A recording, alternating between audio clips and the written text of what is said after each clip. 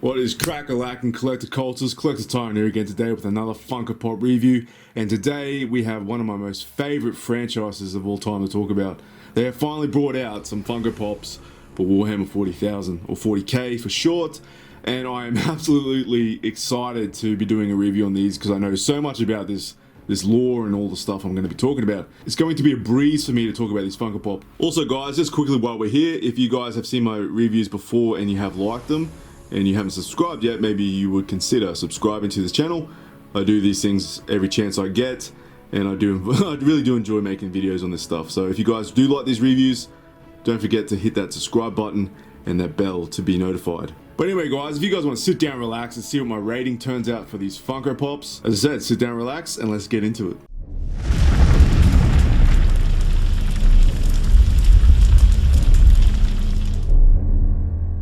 Alright guys, for every one of my videos I do on Funko Pops, when it's the first series, I like to talk about the background on the pop culture, I guess. And today it's going to be Warhammer 40,000.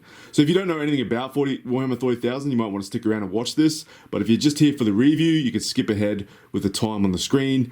But anyway guys, we're going to get into that right now. Warhammer 40k.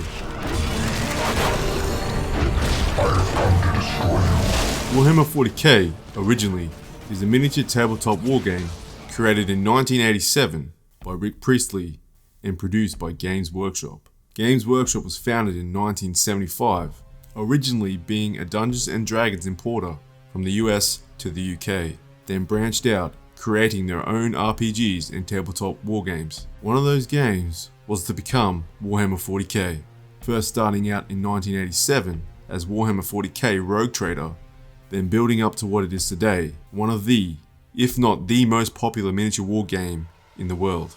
Basically, two players, or more, build and paint armies from a certain race, and pit those armies together against each other, with a set amount of points, rolling dice to determine the outcome of actions they make.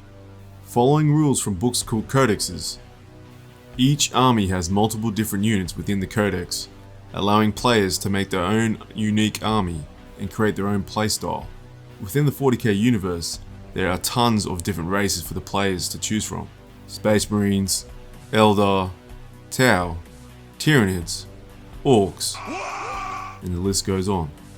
Not only is Warhammer 40k a fun tabletop game to play, it also has some of the richest sci-fi lore ever made. The Warhammer setting is absolutely immense, with tons of background from the codexes themselves, but also tons of novels that are available to fans to immerse themselves in. Warhammer 40k also branched out to video games, with its most successful titles being the Dawn of War series and Warhammer 40k Space Marine. Now before we end this segment, I'm going to quickly try and sum up what the 40k universe is all about to some of you viewers out there that possibly don't even know what 40k is about. Basically, it's 40,000 years in the future. Earth is basically a huge gothic city with no plantation and no water on it. The Milky Way galaxy has been mostly populated by us, humans, under an imperial rule. The average human lives a pretty shitty lifestyle. We are under constant attack and invasion from brutal and at most times superior alien races and demonic entities that feed off our misery and death. A time where there is only war and trillions of humans die every day. Or even worse, the humans that turn from the light of the Emperor, corrupted by chaos and its demonic gods. Friends turn to foe, becoming enemies of the Imperium they so once loyally served. So basically there's no hope for humanity in the grim dark future.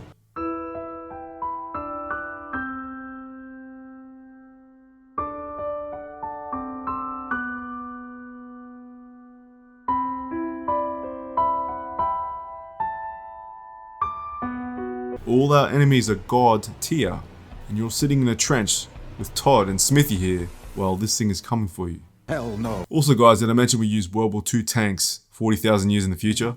I mean, what the f*** is this supposed to do against something like this? But there's one hope for humanity. Space Marines, genetically modified superhuman soldiers that have two hearts, can spit acid, and have power armor so ridiculous it makes Master Chief look like he's wearing a swimsuit. What? There is over 1,000 chapters of these guys Each chapter has 1,000 Space Marines or more strong, and each of those chapters have their own cultures, traits, and tactics, and Funko Pop has given us 4 to talk about, so let's get into this review.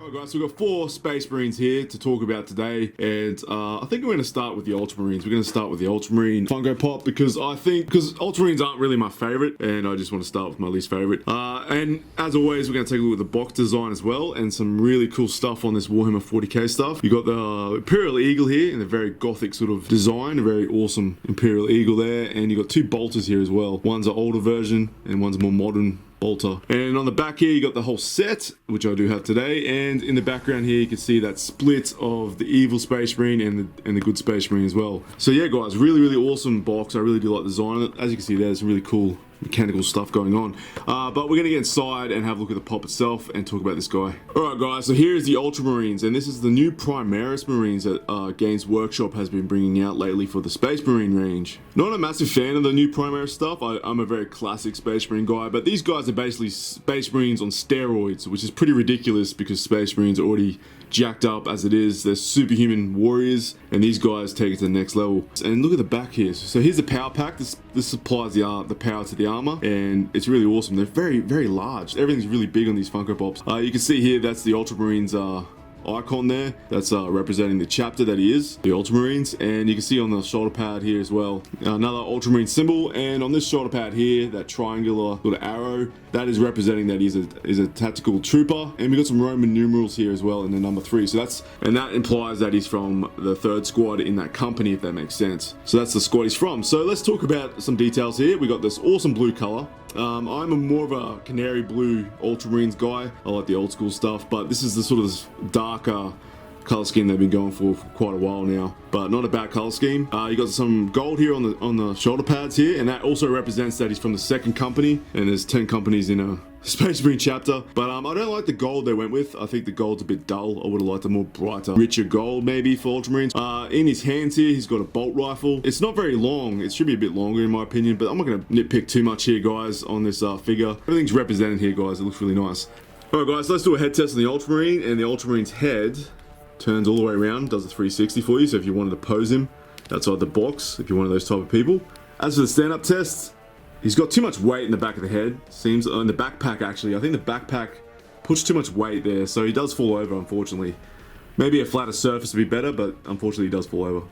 Alright guys, so that's pretty much it for the Ultramarine, so let's get into the other ones now. Alright guys, up next we have a Space Wolves Pack Leader, and these guys are epic. If you're into Viking lore and all that stuff, these guys are definitely the Space Marines for you. These guys are basically like very Viking-esque, a lot of close combat tactics on the battlefield and stuff like that, and stand out from the other Marines. But we're going to take this guy out to the box and have a look at these awesome details. Alright guys, so here it is. This is fucking awesome, guys. This is really epic. This is really good. I love the hairstyle on this. Really nice. Now, as I was saying before, guys, very Viking-esque when it comes to Space Wolves, and I love how this mohawk flows down here, and they've got this sort of 2 shaved areas with a scar on one side. Very epic stuff. Alright guys, so on the shoulder here we have the Space Wolves icon, and that is self-explanatory. He's from the Space Wolves chapter. And on the shoulder here is the Blood Claws icon. This means he's a young Space Wolf, guys. So I'm not going to go into the lore too much, but basically these guys are like the sort of fresh sort of troops, and they're like young and very ambitious and crazy. They want to get stuff done to go up the ranks, if that makes sense. And this guy is really awesome. I love it. I love the Space Wolf, and I love the little pelt on the back here too on the power pack. That is really awesome. Nice little touch there. I believe he's holding, that looks like a bolter. I'm pretty sure he's holding a bolt gun there.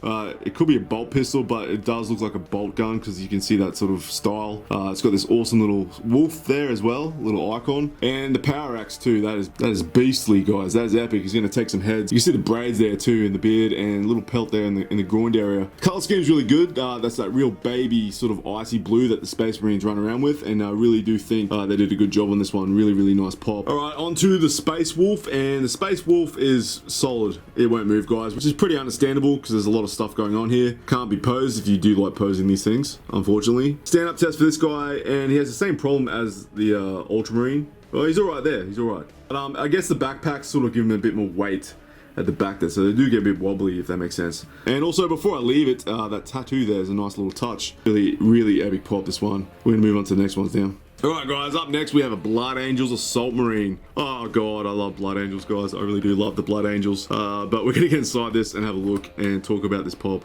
Alright guys, here we have this epic Blood Angels. Now the Blood Angels are another close combat sort of type of army, and I really love the way they've designed this Funko Pop, because I'm going to talk about this for a bit.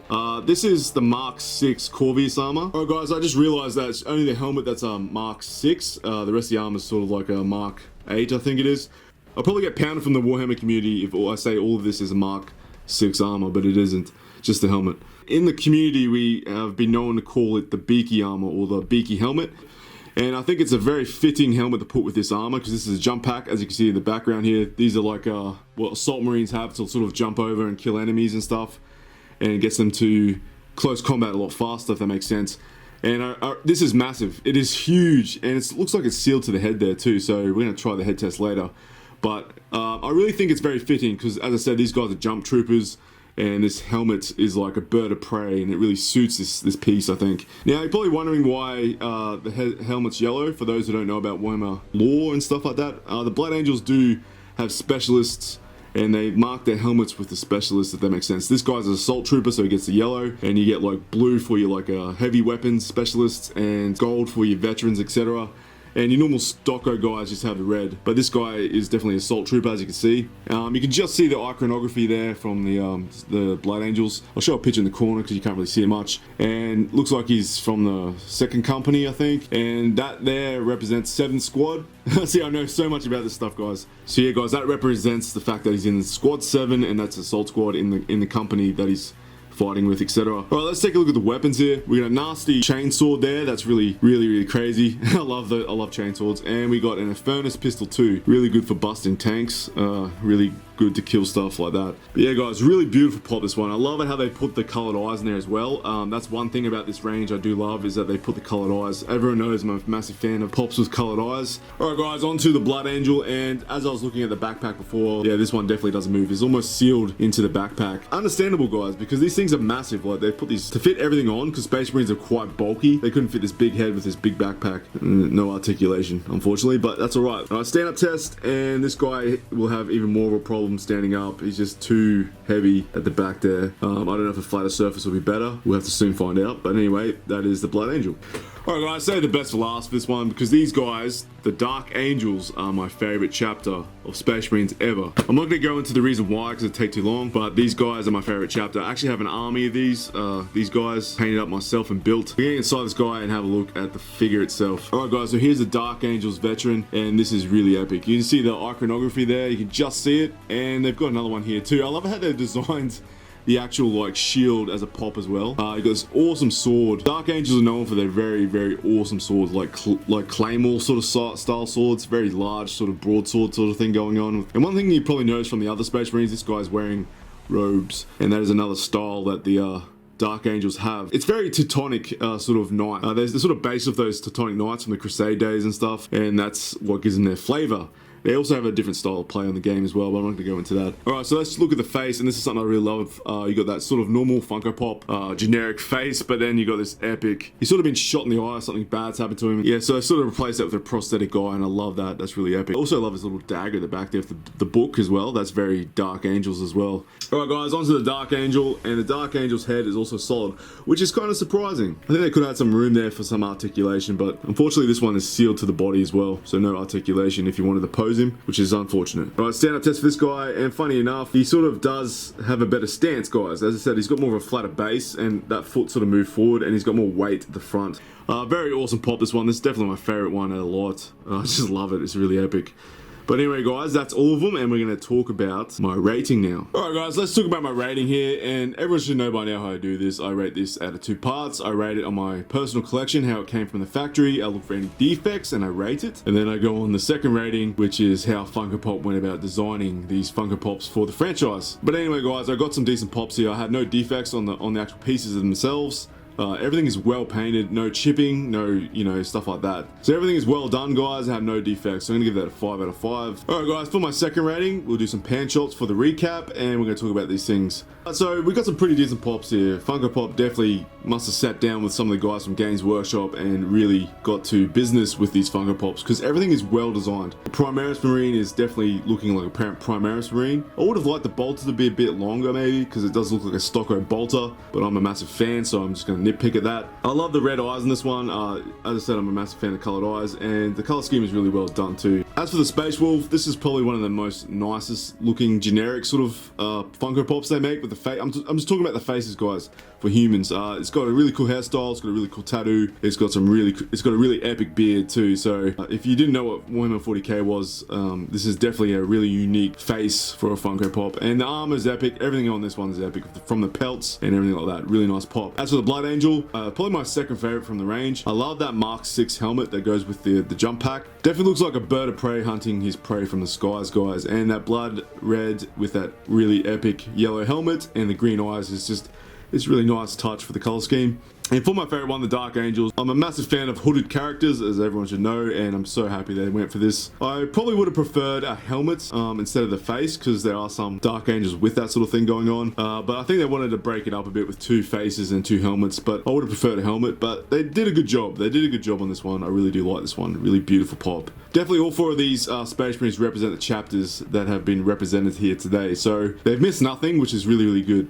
For that, guys, I'm going to have to give that a 4. And it's not because of the design, it's because these are very top heavy, as you can see there. It doesn't take much to, they fall over. They're very, very heavy at the back. So definitely something I'd probably keep in a box. You probably find a flat surface and it'll work, but yeah, guys, these are very heavy pops. All right, guys, if you add that together, that's going to be a 9 out of 10, guys. So not too bad. As I said, they could have been designed a little bit better for the balance, I guess. But other than that, that's going to be it, guys. I finally got to do a review on these awesome Funko Pops. I really hope in the future they bring out some more. There's some really awesome characters like a Batten, the spoiler, and more Chaos Space Marines I think they could bring out, which I would have liked to see in this first wave. But I'm hoping these are going to be popular enough to have some more in the future. So yeah, guys, there's tons of characters I'd like to see as well. So, and races as well, maybe like Orcs and Tyranids and all that shit. But yeah, guys, that'd be really awesome. But anyway, we're going to leave it there for today. If you really like the video, drop a like. If you want to subscribe and see more Funko Pop openings in the future and reviews, hit that subscribe button, hit the bell as well, and I'll see you in the next one. Alright, Collector, signing out.